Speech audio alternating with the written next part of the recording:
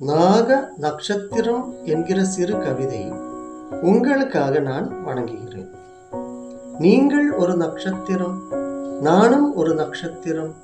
நம் பூமி என்றாலே பிரகாசிக்கும் நட்சத்திரம் என்று இருக்கின்ற இந்த நேரத்தில் அந்த வானத்தில் இருந்து பிரகாசிக்கும் நம் கிரகங்கள் ஒவ்வொன்றும் நம் வாழ்க்கையிலே என்றென்றும் நம்மை ஜொலிக்க வைக்கும் பிரகாசமாக உங்கள் அன்பு ஜோதிடர் நாகராஜ் இடம் வாருங்கள்.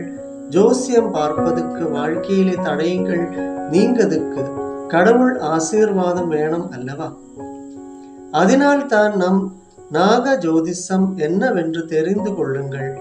இந்த உலகத்தில் உங்கள் நாகராஜ் மட்டுமே நாக ஜோதிஷம் பார்ப்பார்கள். கொல்லம் நாகஸ்ரீ கொட்டாரத்திலே சீரும் சிறப்பும் ஆக வாழ்க்கையை மாற்ற வேணும் என்றால் நாக ஜோதிஷ சாஸ்திரம் பயன்படுத்தி கொள்ளுங்கள்.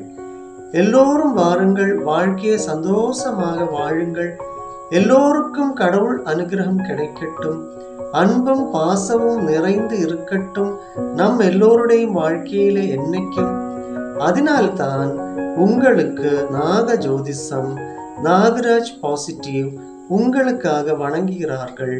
மங்களம் பவிக்கட்டும், ஆசீர்வாதம் கிடைக்கட்டும், உங்கள் உள்ளத்தில் கடவுள் பிரகாசம் ஜொலிக்கட்டும்.